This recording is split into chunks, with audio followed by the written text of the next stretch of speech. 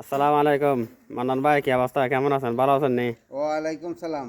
আলহামদুলিল্লাহ, আল্লাহ রাখছে ভালো। তবে ভাই, ও, ওমানের বাড়িতে ভালো কিভাবে থাকবো? আজকে মনে করেন ওমানে আসছি 3 লক্ষ টাকা খরচ করে।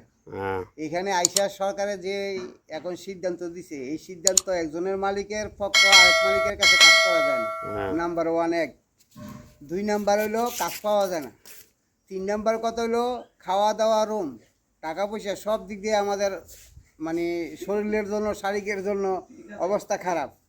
আমি মনে করি যে যারা বাংলাদেশে আছেন, যারা আশ্বাস দিছেন যে ওমানের মাটিতে আসবেন কাজের জন্য, টাকা 3 লক্ষ 4 লক্ষ টাকা খরচ করিয়া, আমার মতে যারা ওমানের মাটিতে আসবেন, আমার এই লাইফটা দেখা, লাইফটা শুই না, তারপরে আপনারা দালালের হাতে টাকা পয়সা দেন, আসেন, আমার কোনো দুঃখ নাই। তবে দালাল আশা আঙ্কা দিব 20,000, 30,000, 50,000, 60,000 টাকা বেতন পাইবেন, কিন্তু দেখা গেছে 3 লক্ষ টাকা খরচ করে আইয়া 30,000 টাকা কামান্ডা আপনার জন্য বহুত টাফ। তো দয়া কইরা আপনারা চিন্তা ভাবনা বাইবা এরপরে ওমানের মাটিতে আসবেন। আর আরও অন্য অন্য দেশে আছে, যেমন সৌদি, কুয়েত, কাতার, মালয়েশিয়া, দুবাই। ওই দেশ আর ওমানের দেশ দিনের রাত পার্থক্য।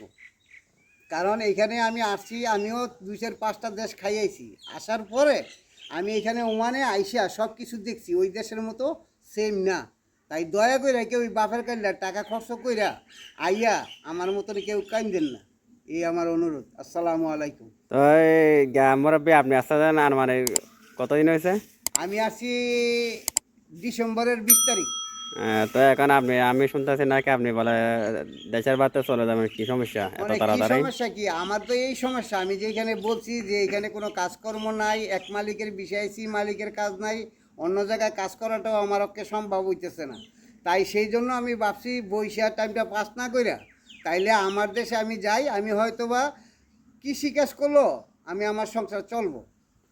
তো এখন মান্নান ভাই, অনেক প্রবাসীরা বলে মানে আমরা যদি ওদেরকে যদি বলি ভাই এখানে আসে কোনো লাভ নয়, এখানে বা কাজ কামের অবস্থা খারাপ, এখন অনেক বাংলাদেশের মানুষেরা বলে ভাই আপনারা টাকা কামান, আমরা গেলে মনে করেন আপনারা এরকম এরকম না না, বলেন। আমাদের এটার কথা, মানেটা কি? আমার কথা হলো আমি সত্য কথা বলছি। এখন শোনা না শোনা এটা হলো তাদের উপর নির্ভর করে। এখন কারণ আমরা প্রবাসীর সাথে কিছু বললে বাংলাদেশের মানুষের মনে বিশ্বাস করে না। এরা বলতে মনে পারে, করে তো আমরা কিন্তু মিথ্যা যখন কথা বলি। সে আসবে 4 লক্ষ টাকা খরচ কইরা, 3 লক্ষ টাকা খরচ কইরা, তারা যে একটা স্বপ্ন দেখাইবে, এই স্বপ্নের আশায় নিয়ে আসলে এখানে তখন বুঝতে পারবে যে লাইফ যে একটা ছেলে করছিল কি সত্য না মিথ্যা। আজকে আমরা এখানে আসি মনে করেন অনেক দ্বারা হাজার হাজার মানুষ বাসা ওমানের এক এক দিন এক এক কানুন করে, ওমানের মাটিতে আমি কাজের দেখছি অবস্থা খারাপ। 100 থেকে 10% লোক ভালো কাজ করে, টাকা পয়সা কামায়। 90 জন লোকের ওই দুর্গতি অভাব, কান্দা কাটি, কাম নাই, মালিকের 2 মাস থাকলে 3 মাস থাকে না, 3 মাস থাকলে 6 মাস থাকে না।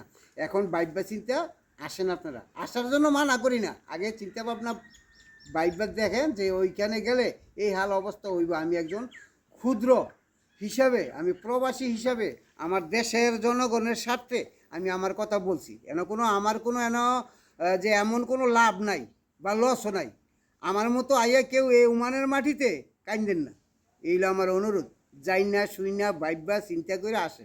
আজকে আমি প্রায় এখানে 6-7 মাস ধরে বসা, কোনো কাজ কাম পাইতেছি না, মানে অনেক সমস্যার মধ্যে আছে, রুম ভাড়া, খানার বিল, মানে একটা ঝামেলার মধ্যে আছে, হাজার হাজার মানুষের মানে এই অবস্থা। এখন আপনারা সবাই আমাদের জন্য দোয়া করবেন, দেখা যাক কি করা যায়। আল্লাহ যেটা করে তার ভালোর জন্য করে আর কি।